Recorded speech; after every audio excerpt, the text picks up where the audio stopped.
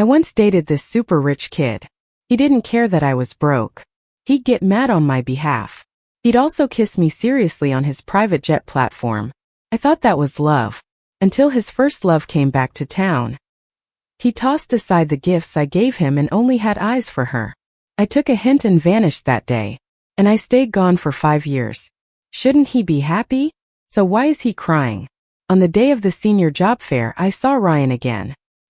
He was in a crisp suit, looking incredibly stunning, surrounded by a crowd. My roommates were discussing him from afar. Everyone was desperate to join Flyover Airlines, and it's all because of Ryan. Did you know Ryan's just a year older than us? Ryan's 23. He's the inheritor of an airline, the real deal of an air. Besides his impressive status, he's eye-catching himself. Nearly 6 feet 2 inches with a killer physique, sharp features and a small face. Last year, Flyover hired a bunch of male celebrities for their ad campaign. Ryan still outshone every one of them. Everyone says Ryan is the best ambassador for Flyover. I looked up. Ryan was calmly answering questions. Not like the Ryan I remember. The Ryan I knew was sharp and cold. His beautiful lips only spoke words that hurt. My roommates were still chatting. PSH, look at our school beauty, she's almost throwing herself at Ryan. Doesn't she see Ryan's girl standing right next to him? Sheila's so gorgeous, she's perfect with Ryan. They say she's his first love. They're the definition of a match made in heaven. Hey, don't you guys think Jean and Sheila look a bit alike? And suddenly the topic veered toward me. Sheila and I, it's more than just a bit similar. Otherwise, how could a poor rural student like me catch Ryan's eye 5 years ago? He once tutored me in academics and taught me about airplanes. He once bowed his head to kiss me on a private jet platform. He gave me a fairy tale dream simply because I resembled her. Then it was time for the open QA. My attention-grabbing roommate was the first to raise her hand. Ahem, I don't really have a question. I just want to compliment Miss Sheila. You're so pretty. Sheila smiled sweetly. Thank you, I hope everyone supports Flyover Airlines. Right then my roommate pivoted. I have a classmate who looks just like you. All eyes in the room turned our way, including Ryan's. His gaze lingered on us. I bent down, pretending to tie my shoe, my heart pounding. Thankfully, my roommate only mentioned it casually. The session continued. Someone asked, Ryan, what kind of people does Flyover avoid hiring? Ryan instantly replied, people who put on a show. The answer took everyone by surprise. Ryan calmly explained, personally, I don't like people who show off or lie. If I encounter such applicants, I immediately reject them. Do you have any past experiences with that? My ex-girlfriend was that type of person. The crowd let out a collective gossip-hungry gasp. The buzz about Ryan and his mysterious ex-girlfriend continued even after the presentation ended. No one noticed. I tossed the Flyover flyer aside silently. My roommates were all from the flight attendant program while I was in flight technology. To put it simply, I was training to be a pilot. They all wanted to try for Flyover. But the competition was fierce, and nearly everyone in the flight attendant program was preparing hard for it. The attention-seeking roommate May was the closest to me. Before the written exam, she sighed. Judy, I really envy you. You'll definitely get into Flyover. Why do you say that? You're the only girl in your program, and you're top of the class. Flyover would love to have you. Not sure. Female pilots aren't exactly in demand. No, you're wrong. Girls might be a bit behind in physical strength, but you being at the top means you've worked way harder. I even know that much. Flyover isn't stupid. I chuckled. I'm not planning to apply to Flyover. What? Why? She was surprised since Flyover had the best pay. Who wouldn't want that kind of salary? I said. I'm considering other airlines. May gaped. Judy, are you crazy? The pay for pilots at Flyover is unreal. Which other airline pays that much? It's not about the money. That answer stayed unspoken. After walking May to the test site, I wandered the campus alone. The sunlight was gentle. Thinking back 8 years ago, it was on a day like this that I first met Ryan. I'm from a remote village. My parents died when I was 10, leaving nothing behind. I lived with my grandma. One day after the entrance exams for high school, a big-time director came to our village. He wanted to shoot a documentary, tracking a rural kid's journey into a big city, for 3 whole years. They already had a city family picked out, Just needed the right kid from the countryside. The school principal's wife chose me. Before I left, she pulled me aside looking serious. Judy, do you know why we picked you? Because you're top of your class and you're a girl. You must get into university, get out of here. I can't teach you anymore, but where you're going, there'll be better teachers. Study hard, seize the opportunity. From now on, your name is Jane, got it? Got it. She looked at me, her gaze was heavy with empathy. Going to Beijing, flying for the first time, I was so airsick. The director laughed heartily. This won't do. Do you know what job your host family does? I shook my head. Oh, see all those planes?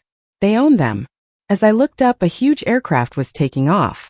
The huge gust of air roared past, making my heart race.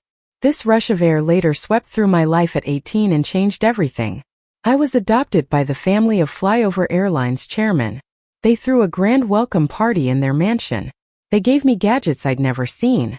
It was supposed to be my party, yet I felt like the quietest, most out-of-place person there. But soon enough I found a companion. A boy in black clothes stood on the second floor looking down at me. I'd never seen such a good-looking guy. Never seen eyes that cold. That was how I first met Ryan. Ryan is the only child of the Smiths and the sole heir of Flyover Airlines. He doesn't like me. Probably thinks I'm too plain. I ended up in his school, even in his class. He ordered me to pretend not to know him at school. I'm not caught in a photo op every day. The filming is scheduled around Mr. Smith's agenda. He and Mrs.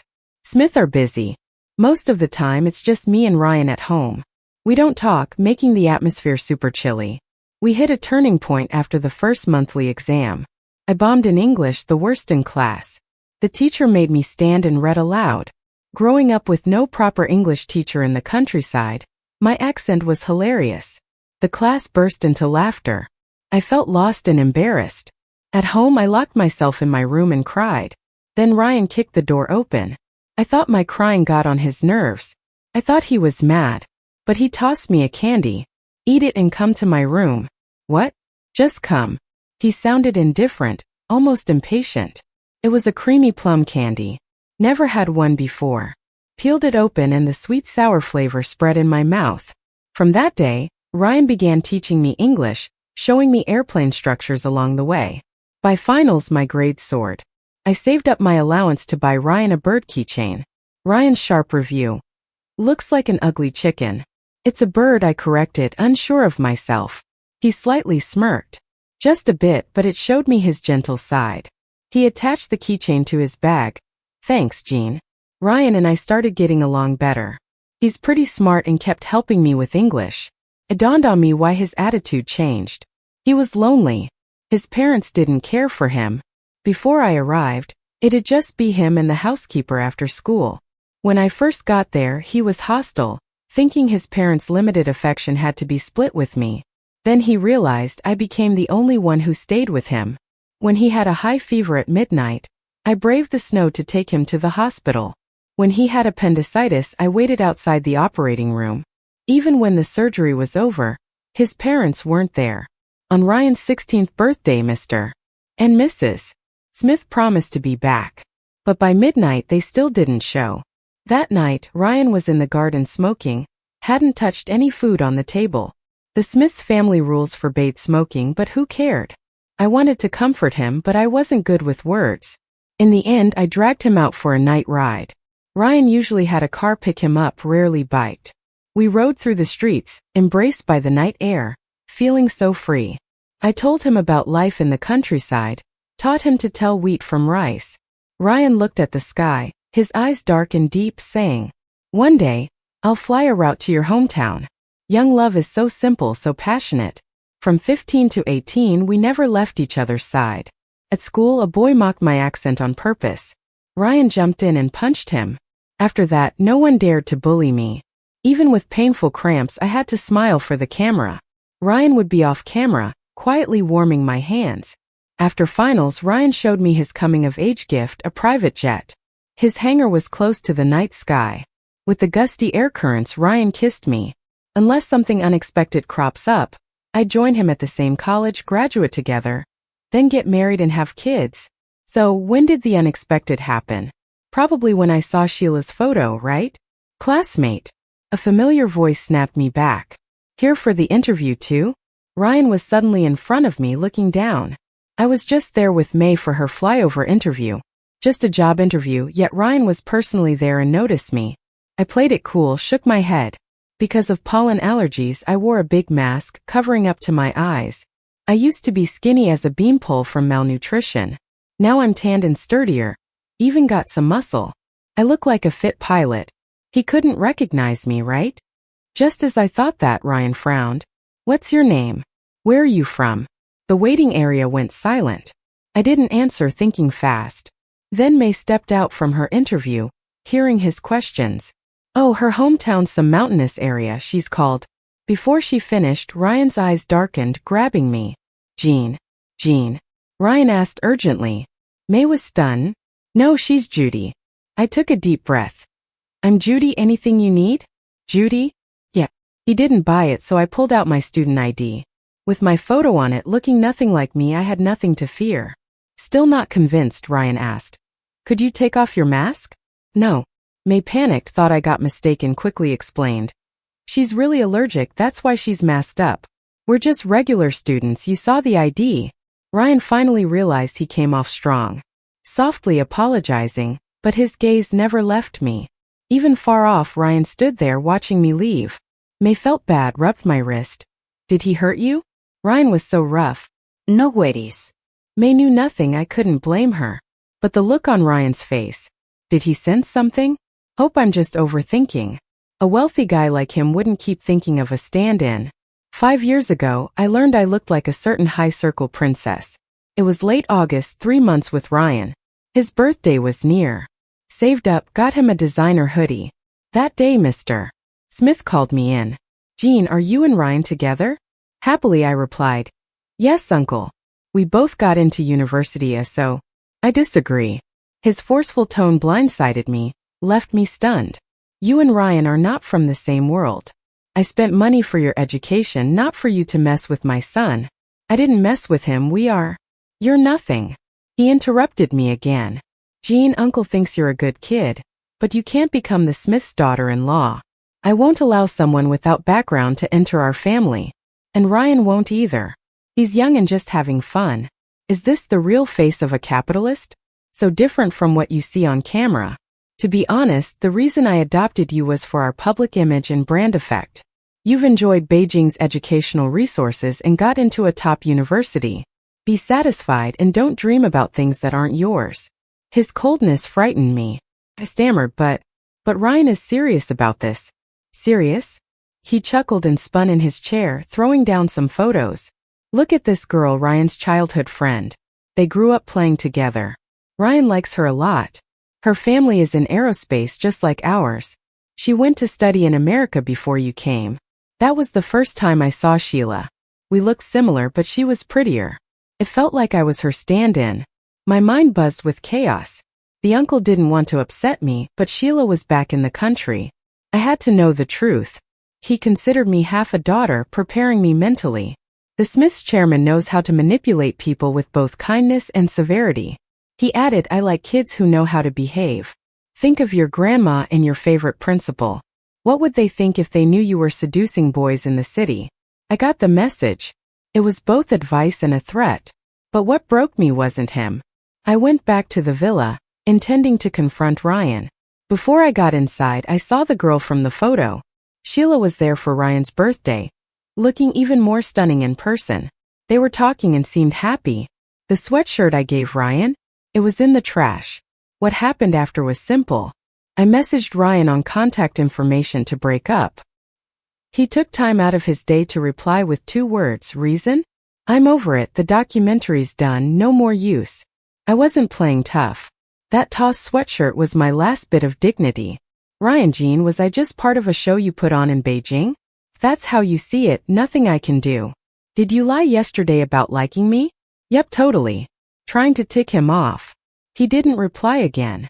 But I couldn't let it go. I furiously typed a bunch of words, questioning him about treating me like a stand-in and discarding my gift.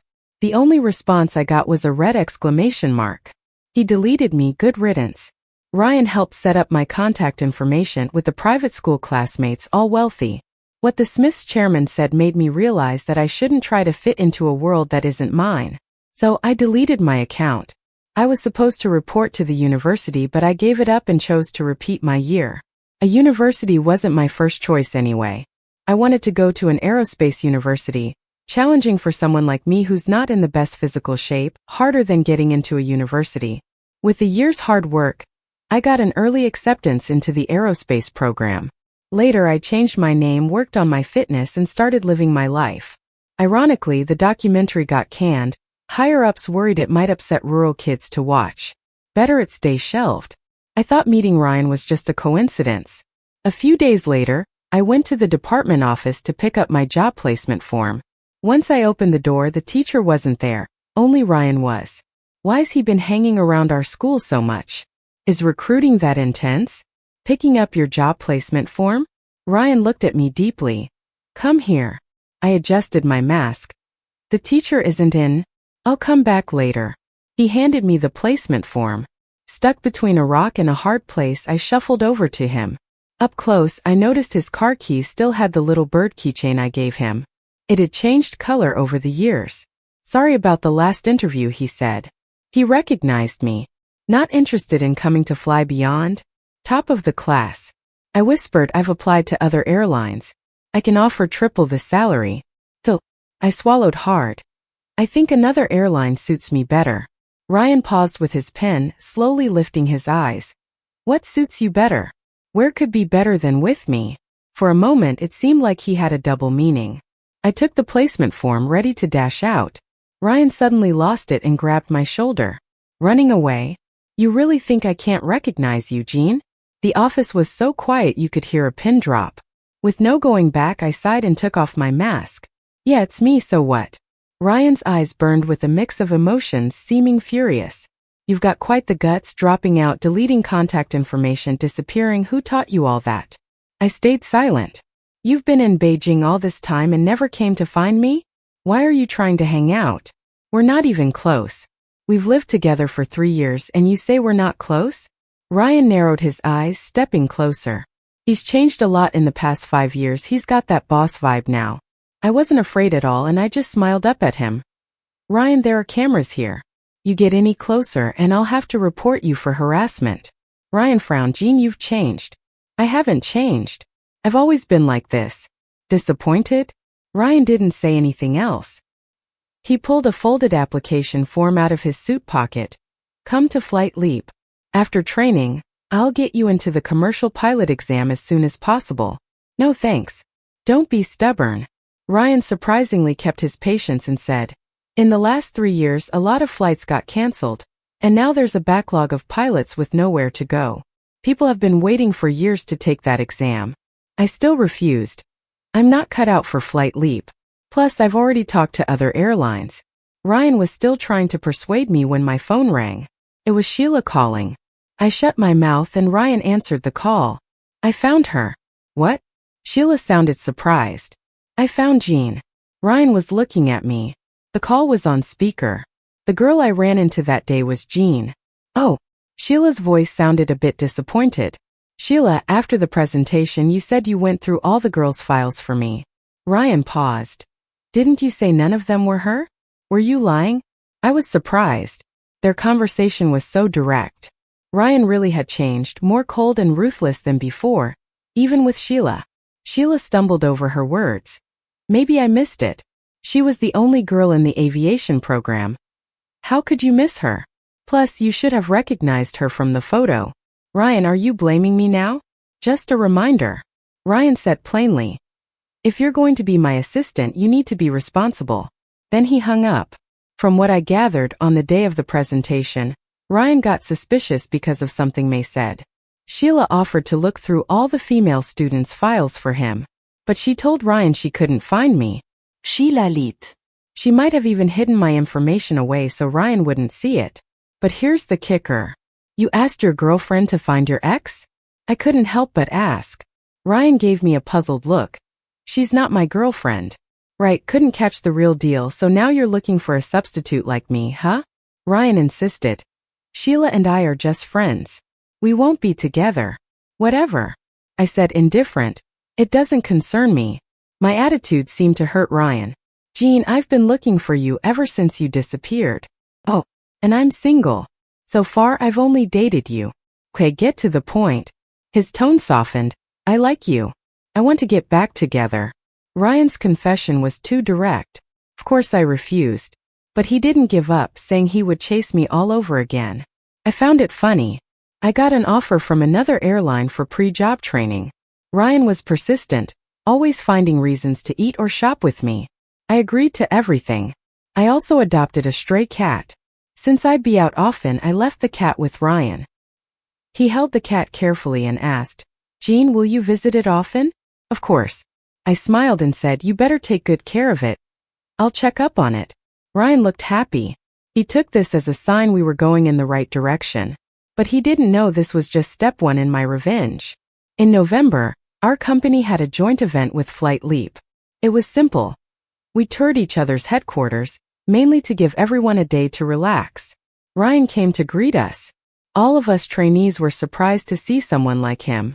Everyone felt special. After the tour, Ryan came over to me. Hungry? Have a candy.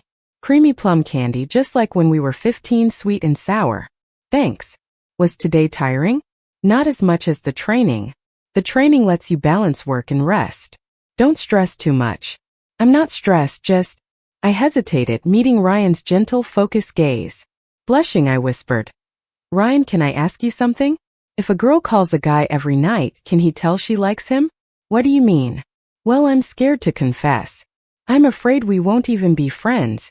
Ryan froze, his face turning pale. Jean, do you like someone else?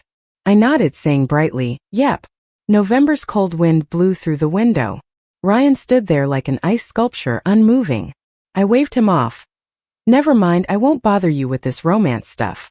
Before I finished, he pushed me into the office behind us. Suddenly it was dark. Had locked the door. And the curtains were drawn, the room dim. He pressed me against the door, emotions swirling in his eyes. Jean, tell me you're lying. You haven't fallen for someone else. I never imagined he'd react so strongly. It's true though. I replied. I'm not lying. One of the trainees is a guy named Merlin. He fits my taste and he's got a great build. We're in the early stages of something. Ryan didn't believe me. I showed him my phone. Like yesterday when I posted in my feed. I really want to see the sunset. 5 minutes later, Merlin posted a photo of the sunset. 3 days ago my post said, what's your wish today? Merlin shared a song soon after. I want to see you today. All these little hints of romance.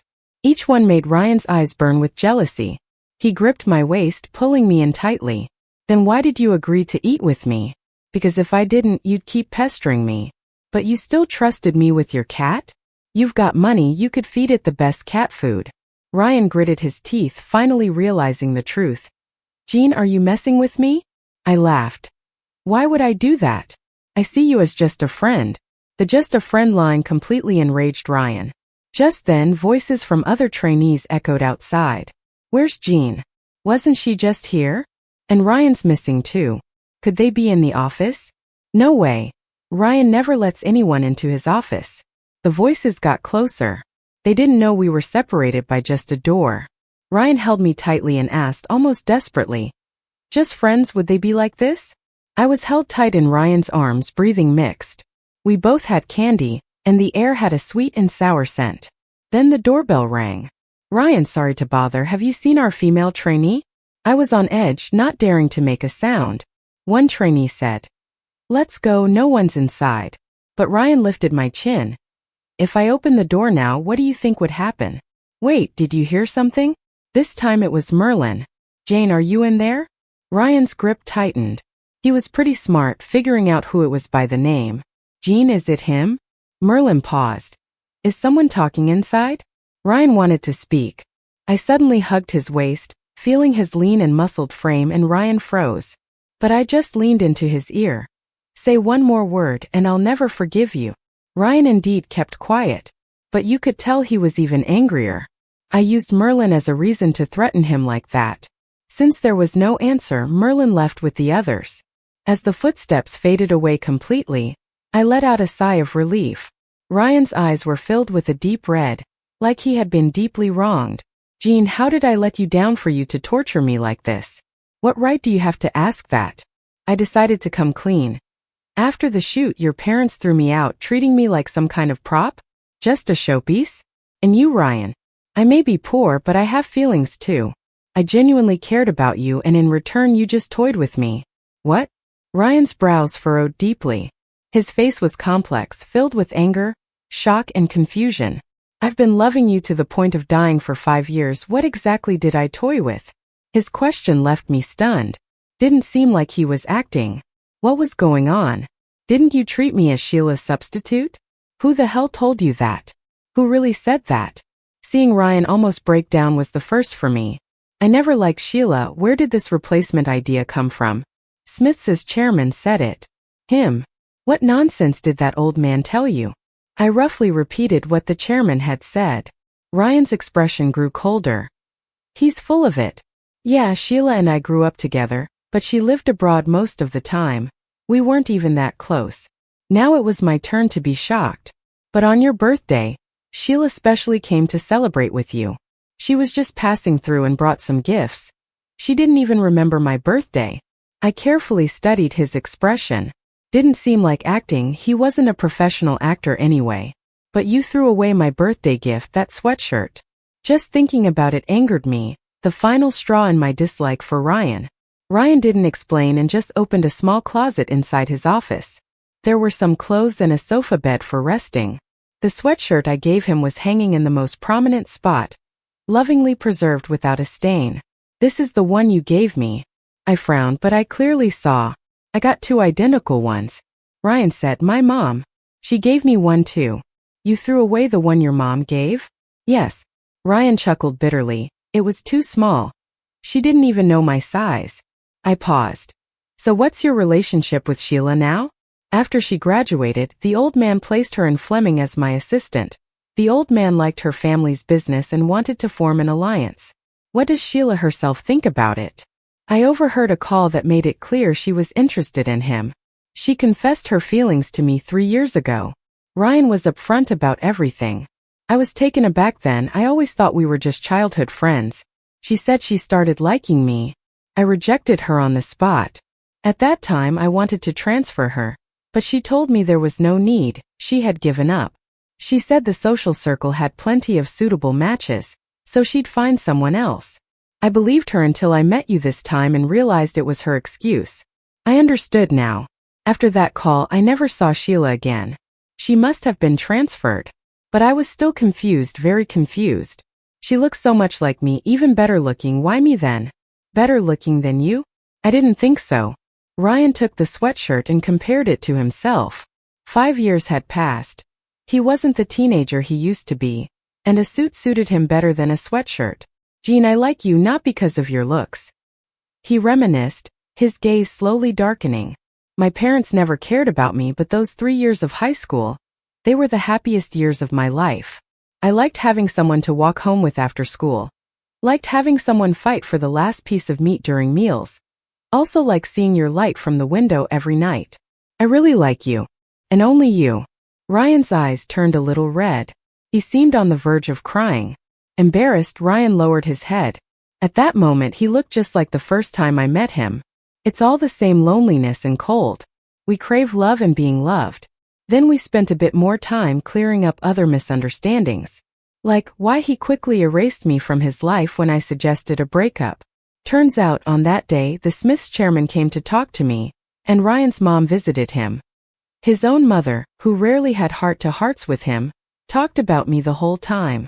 She claimed that Jean only joined the family to gain attention and publicity, and even suggested my relationship motives were ulterior. Initially, Ryan didn't believe her, but she had a video, behind-the-scenes clips from a documentary. In the video, I admitted I had another reason to be in Beijing: money. Ryan was shocked and a bit disappointed. That's why when I broke up with him, he was fuming. But he regretted it that very night. He tried to get me back, only to find I had deactivated my account. He quizzed his family about my whereabouts, but no one knew. When university started, he searched the entire university campus but never saw me. Eventually, a teacher told him I hadn't enrolled. Ryan even went to my hometown, But I wasn't there because during my restudy year, the school's principal mom took me to another city for preparation. Later I changed my name, making it even harder for him to find me. After all these twists and turns, Ryan just sighed. Now I get it. It's fine if you were in it for the money. I've got money. If you wanted to use me like that, I'd be willing. I shook my head. That video was edited. Huh. Yeah, I was in it for the money because the production team promised me that if I performed well, someone would fund my grandma's medical treatment and donate some books to my hometown school. Ryan looked at me blankly, murmuring, so that's what it was. But, I gently said, they all broke their promises. Grandma passed away, and the school didn't continue. It's a shame. In the end, neither the production team nor the Smiths lived up to their words. When my grandma was critically ill, these high-ups shut their doors on me. I was really just a tool for their show. The only solace was that I followed the principal mom's advice and didn't waste the chance to study. Ryan was pale. I'm sorry, I didn't know. If I did, I would have. There's no if, it's all in the past. So us? We're like the school and grandma, never coming back. That was my final answer to Ryan. 5 years isn't short enough to change someone. The love from our youth, wasted until now, only leaves nostalgia. I've seen the world for what it really is and won't naively believe that love conquers all anymore. The Smiths chairman got one thing right. We are not the same kind of people. Breakups done peacefully are the best ending. I felt guilty about the revenge I took on Ryan before, but not much, maybe just for a second. Let him stew in his torment because the pain I suffered was no less than his. Who was there to pity me? Plus, I had already turned him down. It was he who refused to let go, bringing trouble upon himself. But I didn't expect that even after the second rejection, Ryan didn't give up. In December, Merlin got sick, and I went to the hospital to get him some fluids. While picking up medication, I accidentally ran into Ryan. What's wrong with you? He immediately asked. I'm fine, Merlin has a fever. His expression turned cold. He asked you to come? In a hospital full of sick people, isn't he afraid of you getting infected? Doesn't he care about you at all? Geez, I sensed some drama there. I said, don't jump to conclusions, it was my idea to come. Ryan's face didn't look any better after that. You care about him that much? Even risk getting infected to be with him? Nothing to do with you. I continued doing what I was doing, with Ryan following me closely, not letting up. Until I couldn't take it anymore. Ryan, can you stop following me? Take a look at me. I stared at him for a while, confused. If you're fine, I'm leaving. He finally deflated, full of grievance and disappointment. Why didn't you ask me why I am in the hospital? Didn't you notice I'm sick too? Now that he mentioned it, he did look unwell. Ryan's eyes still held some hope. He wanted me to care. But all I said was, I'm with Merlin now.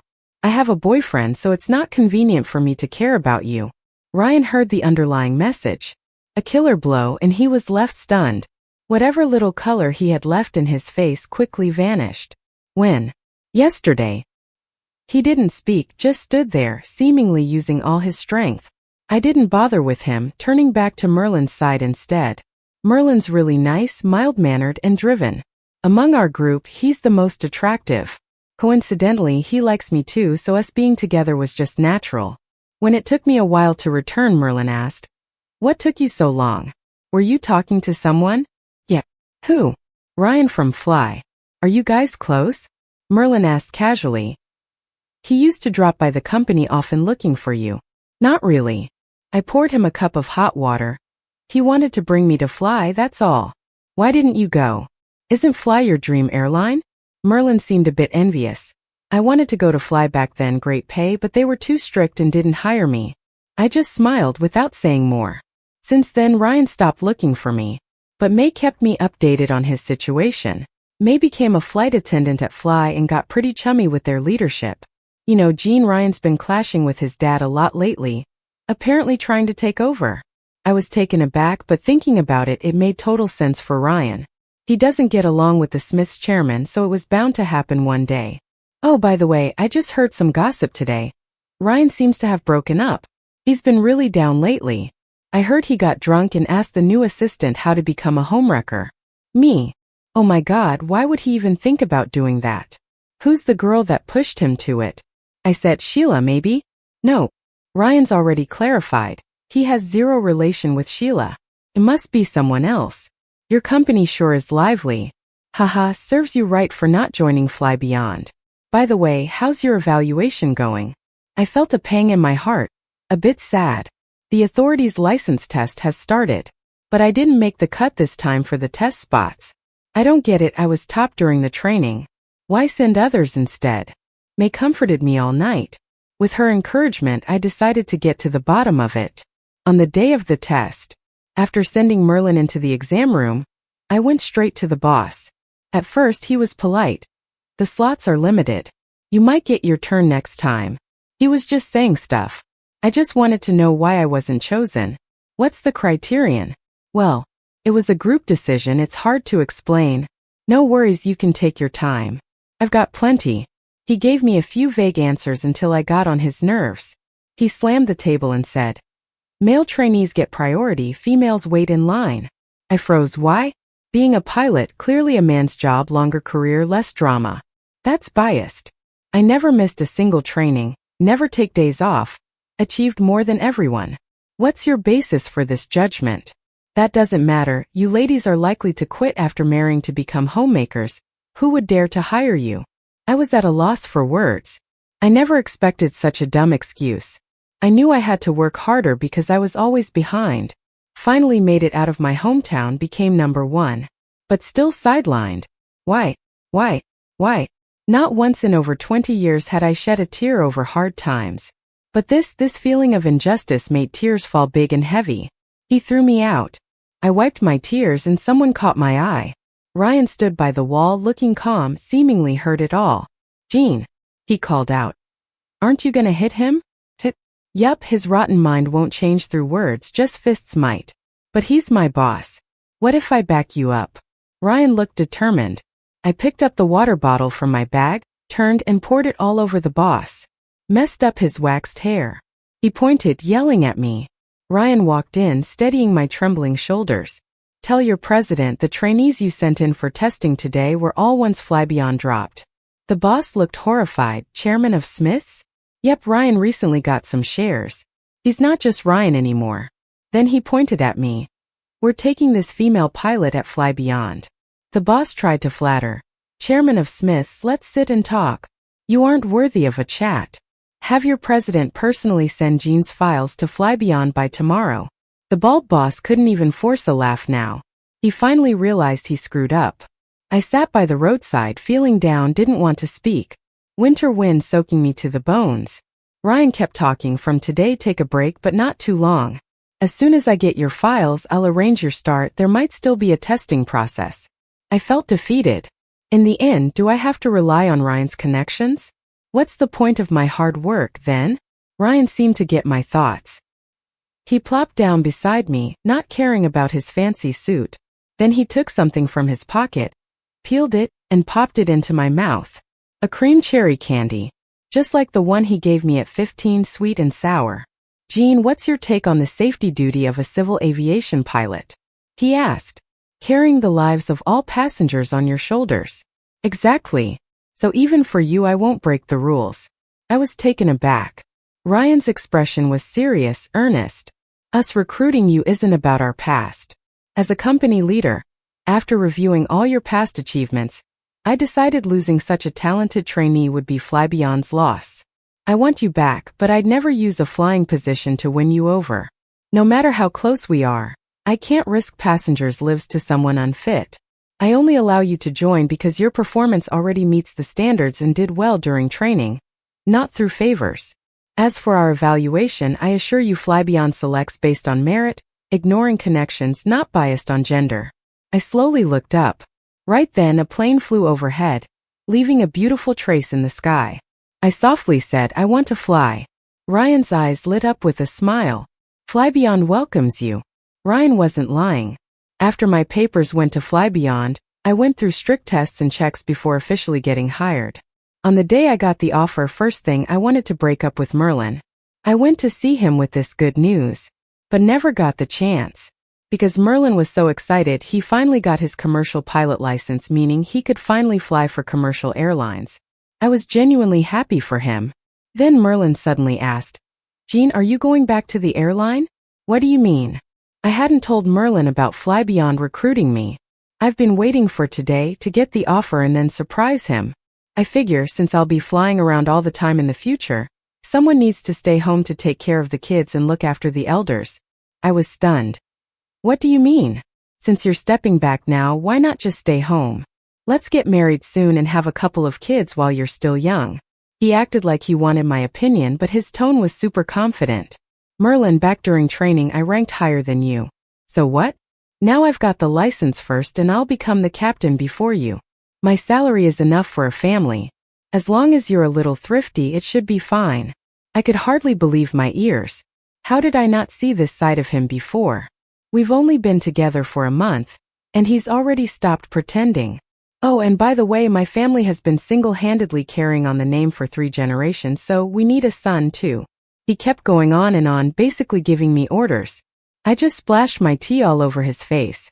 This move worked wonders when I used it on that bald boss. He yelled, "Are you freaking crazy?" No, you're the one who's crazy. I don't know why, but I felt super calm. I got into flight school from a mountain village, step by step to where I am now, to soar up in the clouds. Not to continue your family line. I grabbed my bag and walked out. Oh right. I almost forgot. I made it into Fly Beyond. In Merlin's shocked stare, I just walked away. I got into Fly Beyond and became co-workers with May. But there's still some training left before the next round of licensing. During that time, the higher-ups at Fly Beyond were all about power moves. Little by little, Ryan seized the reins from his dad. He brought his ideas into the company, leveling the pay for female and male pilots. He also got into charity work. But it wasn't just for show like Chairman Smith's. He really did things. He rebuilt a school in my hometown focused on giving girls an education. It was just the first. Later on, other poor mountain villages started opening girls' schools too. Some called them Fly Beyond schools, others just named them after me, Jean. A reporter asked, "Why name it Jean?" Ryan just smiled and stayed silent. The next fall, I absolutely aced the exam and got my commercial pilot license. Finally, I officially became a female commercial pilot. From muddy mountain paths to the airport jet bridge, it took me nearly 24 years. But it's far from over. I started racking up flight hours aiming for that captain's seat. At 26, Chairman Smith's got fully edged out. He never saw it coming. All those hurdles were traps his own son had set. One day, passing by the office, I heard a heated argument. Chairman Smith's had gotten old. Even Di couldn't hide the silver roots anymore. He said, "Ryan, I'm your father. Why do this to me?" Ryan replied, "Did you ever truly see me as your son?" He gave a faint, emotionless smile. "You never came to a birthday, never came to a parent-teacher meeting. When I had surgery, you were with your mistress. Did you think I was your son then?" Chairman Smith tried to argue. Ryan interrupted, "And when you spoke harshly to Jean, did it ever cross your mind she was your son's first love? Your son liked her so much." He declared coldly, "You never treated me well, so why would I treat you well?" When Ryan exited the office, he was surprised to see me. "When did you land?" "An hour ago. Arrived early today." "You knew?" He just smiled, saying nothing. I know he keeps quiet tabs on my flights. It's been a constant for the past 2 years. We've grown up, matured a lot. We don't throw around love or non-love words carelessly anymore. We found other ways to connect as co-workers, as friends. We meet often, have meals together. We don't talk about getting back together. We talk about routes, flying, city lights. There are things more important than love. Ryan's still single. I know he's waiting for me, quietly waiting. Years fly by, and in the blink of an eye, 7 years have passed. In those years, I've flown 2,700 hours, passed the exams, and became a captain. On my 31st birthday, Fly Beyond launched the route from my hometown to Beijing. Ryan personally ordered me to be the first captain on this route. I brought the principal, my mom, to Beijing as one of the first passengers. May was the lead flight attendant on this first flight. On the first day, everything seemed smooth.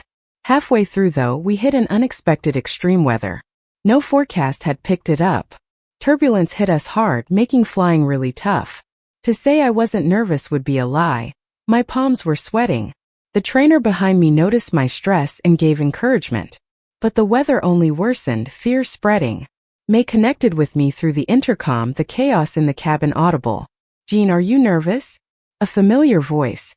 May and I have been best friends since freshman year, still fighting the same fight today. She knows me so well, saw right through my panic. "Don't stress. It's just pressure. It doesn't mean you can't fly. You're just adjusting to being a captain." She's right. You were top of the class back then, nobody's better. Whether continuing the flight or making an emergency landing, I'm here for your call. Got it. The weather got a bit worse. I suddenly remembered my childhood. In the mountains, such weather was frequent. Yet, rain or shine, I always went to school. By the time I repeated my studies, the school couldn't keep running. Lack of money was one reason, but also there were no students. Principal Mom said all the other girls got married off. I can't forget how lost she looked back then. She said, "You need to take the place of those girls, spread your wings and fly above the clouds." She took me out of the village to repeat school and take exams, and even named me Jean. I still carry their hopes. Yeah, thousands and thousands of them. So I can't give up here. I bucked up and had a serious discussion with the tower and the crew. We all agreed it was safe to keep flying, and I called May. "We can fly." Just 2 words. May let out a long breath. "Okay, I'll take care of the cabin." I know she was scared too, but she still chose to be my support and fight alongside me. May's calming voice echoed through the cabin. She said, "Please trust the captain." 20 minutes later, I finally broke through the clouds and saw a ray of sunshine. The airport is in the town next to our village. After the successful landing, the tower broadcast was full of excited cheers. Once all passengers disembarked, May's tense nerves finally relaxed, and she hugged me and had a good cry. "All right, let's go." After crying enough, we tidied up, put on our hats and walked off the plane. As soon as we entered the airport, I was stunned. Crowds lined both sides of the walkway. Some were passengers, some were family. "Thank you. Thank you, Captain. Thank you, flight attendant." The shouts rose and fell. At that moment, all my efforts felt worthwhile. The headmistress, her hair now gray, was as happy as a child, telling others, "Look, the captain is my student. She's the first female college student from our village." And at the end of the passage stood Ryan. His eyes were red, holding flowers and a birthday cake he had long prepared. We exchanged a look. That look seemed to last a lifetime. From 15 to 31. All our past memories clear as day. Yet they faded away like smoke. Youth feels like that creamy sour plum candy at 15. Sweet and sour etched in memory. My once young boy is no longer young, yet he still stands by me. After surviving this ordeal, everything was clear. I smiled at Ryan. Ryan couldn't hold it in anymore, tears streamed down. He rushed over and hugged me, held me tightly, this time amidst everyone's cheers and laughter. I embraced him gently. The end.